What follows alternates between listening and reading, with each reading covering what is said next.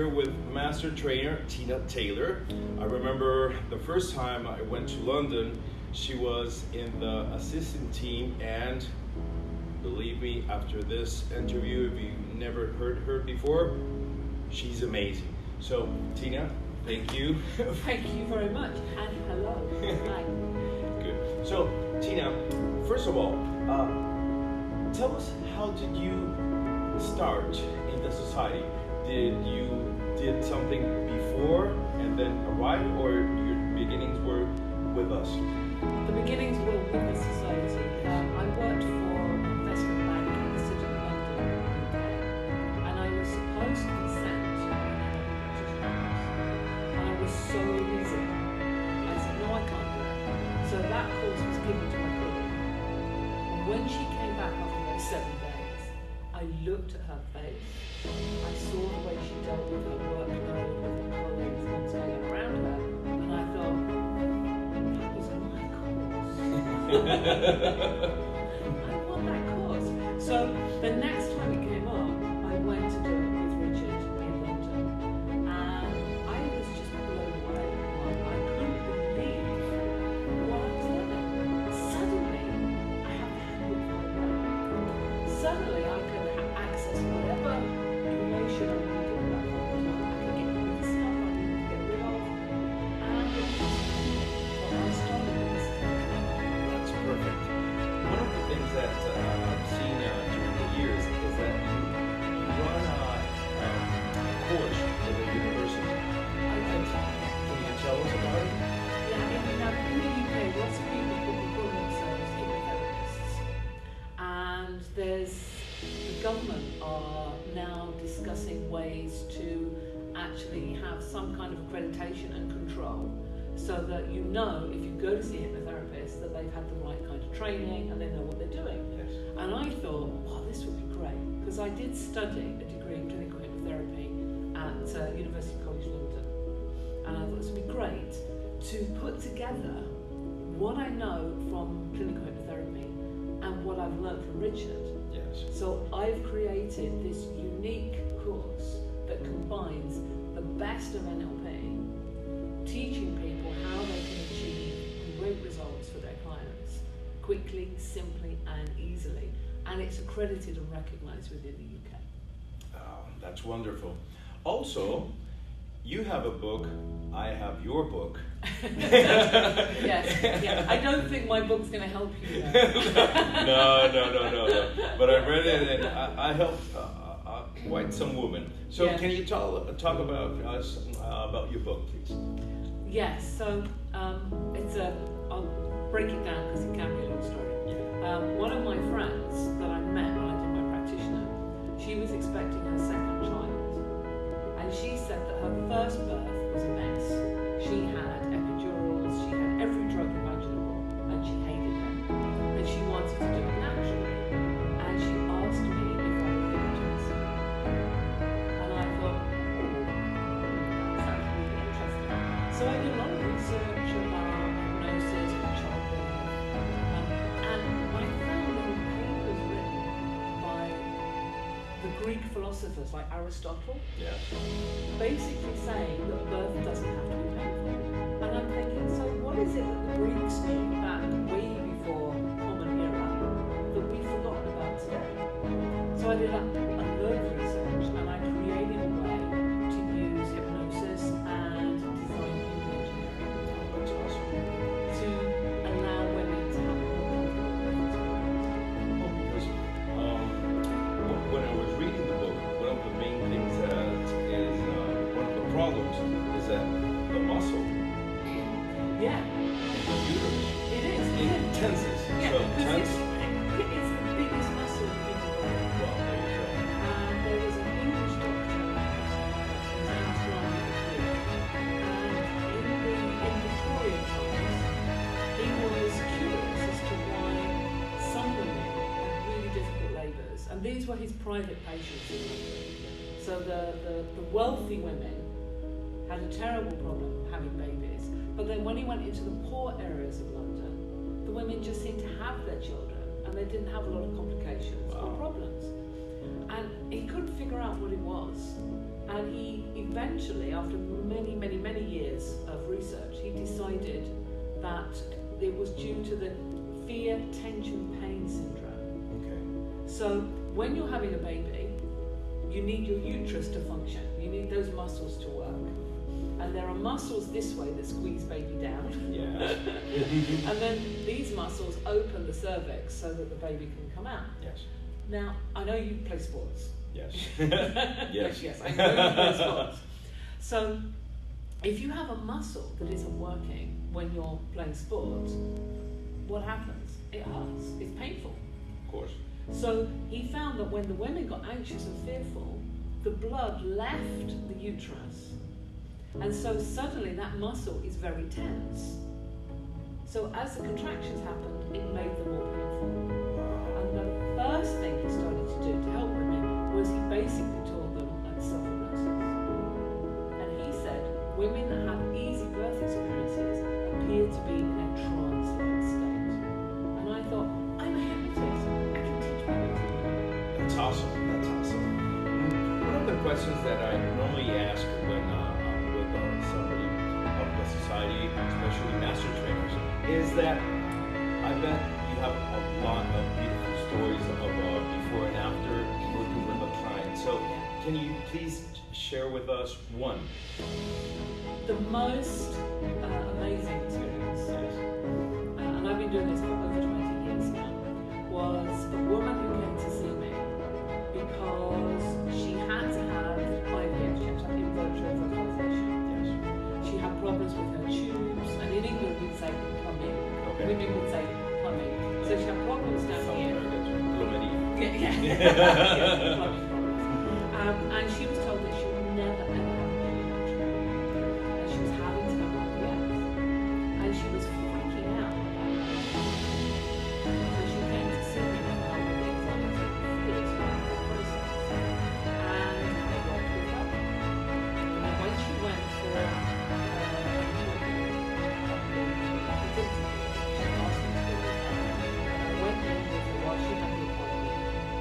basically what happened was when they tried to examine her, she got something that is called vaginismus. So all of the muscles around her vagina just closed up, so the doctors couldn't examine her. So they couldn't do egg collection, they couldn't put back the eggs, everything just couldn't work. So she had this examination with the doctor, and I hypnotized her, and it all happened beautifully. And when we came out, she was so excited, and she said, now I know I can have a baby. And I thought, fabulous. And she rang me 2 months later and said, I'm pregnant. Wow. And I went, great, you've had the IVF already. Naturally. So medical science said she would never conceive naturally. And somehow, while we were working hypnotically, something changed and she did. That is the most phenomenal thing, and it just blew me away. That's an amazing story. That's beautiful. I remember in one seminar that Dr. Bandler talked about couples that couldn't have children, so when they adopt a child, a year later, they have it. It happens all of the time because suddenly the stress and the pressure has gone. Because obviously it's a very stressful time. Because, I mean, let's face it, in this day and age with contraception, sex is easy, and the woman takes the pill or does something to stop conception happening, and the fear is she'll get pregnant, and then suddenly she's in a loving relationship and she's ready to have a baby, and she spent all those years trying not to get pregnant, and she thinks it's going to be easy, and it's not. No. You know, she has to have time for the contraceptive drugs to get out of her system. There's loads of other things that can happen. It can take up to 3 years. And in those 3 years, they stress, they freak out, and stress lowers her fertility levels. She then puts stress on her partner, and that then affects the sperm of the partner. So, yeah, it's vicious. I wonder what the body learned during those years with the pill. Oh, yeah. And one thing that's very common, I've seen you traveling a lot. I have a little bit of my share in South America, and it's very common. It's very common when you're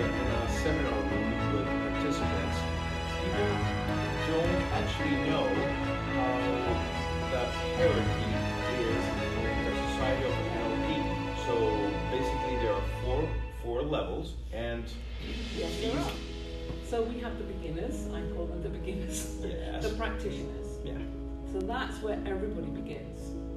And then once you've practiced your practitioner skills, then you can take the master practitioner, where you get to master your practitioner skills. And some of the practitioner skills are reviewed on your master practitioner, and other skills that you learn on the practitioner will take you to the next level on the master practitioner. And then some people then want to be trainers, so they'll come along and they have to get their trainer's training from Richard, and then they do the course and they become a licensed trainer. Now, Richard, over time, when he notices what people are doing, sometimes he'll make somebody a master trainer. So then that's the next level on the hierarchy. That's beautiful. So basically, in a very responsible way, if somebody is a master trainer from a university, an institute that doesn't have nothing to do with us, it's another thing. Of course, I mean there are master trainers everywhere. Yeah. Of all different. I mean, I am a master trainer of clinical therapy. Exactly. So you can become a master trainer everywhere. And of course, some people, because in NLP we are the kings and queens of ambiguity. Yes. So some people will say they are a licensed master practitioner and trainer. There you go. And then there is an ambiguity.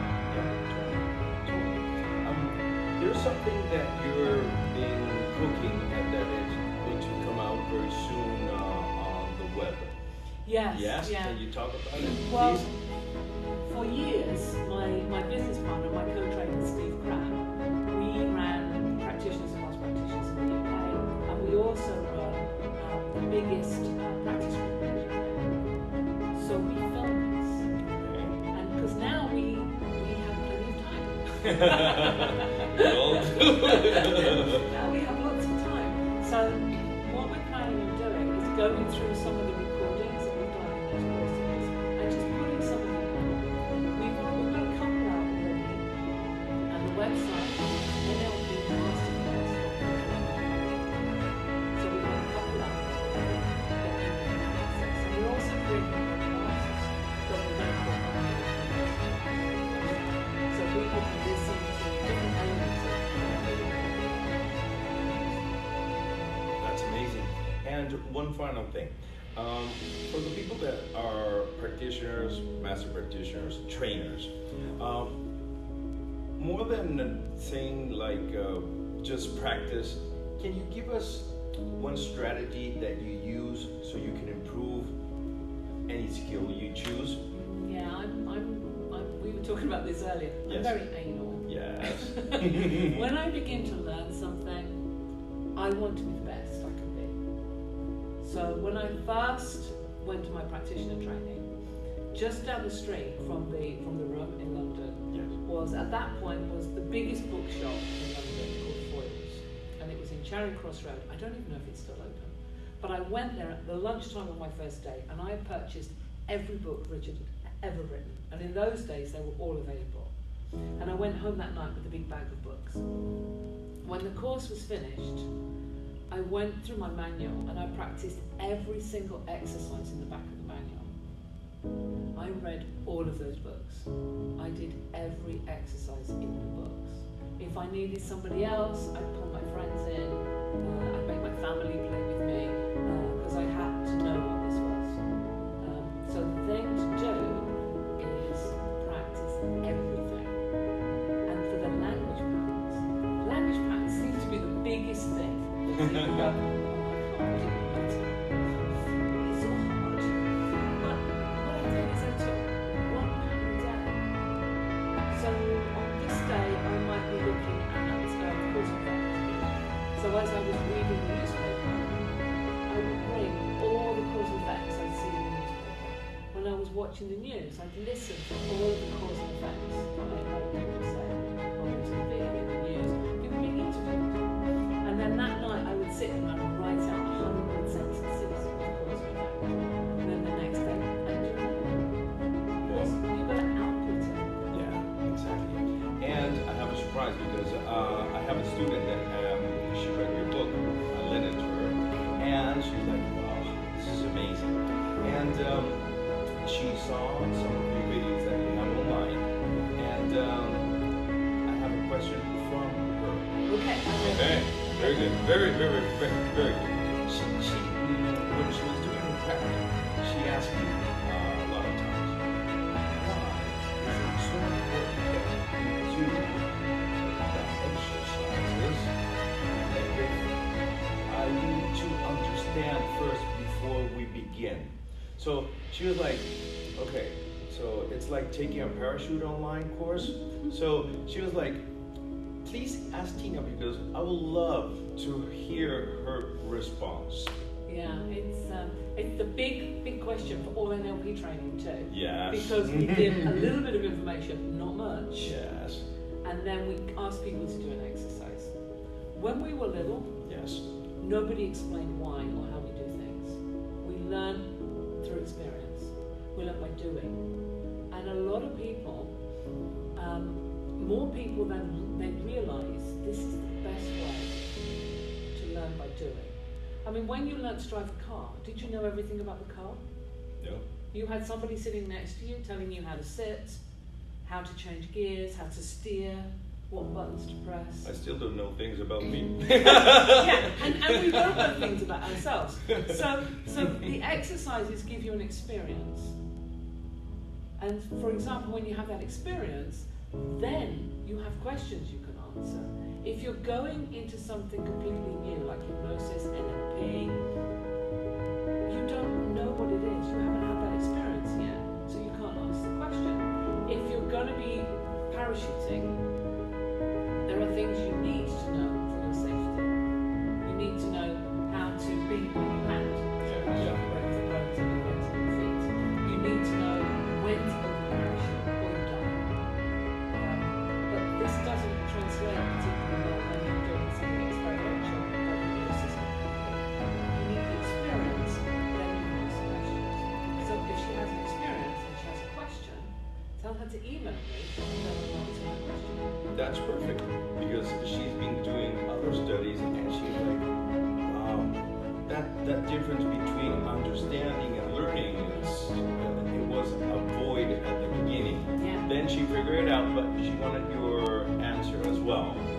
So thank you very much. And besides the website that you just told us, how can people find you? Well, on the internet. So you can find me on www.tina.com. We also have something else. So the college that I'm running, it's only in English, but I have an online hypnosis course. It's very comprehensive. There's a learning journal that has to be completed and everything. If you go to www.icchypnosisonline and then fill out your information, that'll take you to another part of the site where you'll get free interviews and you'll be able to download ebooks and have a look and see how we train. That's perfect. Well, there you go, Master Trainer Tina Taylor. Thank you. And lovely to see you, Juan. Thank you. Thank you.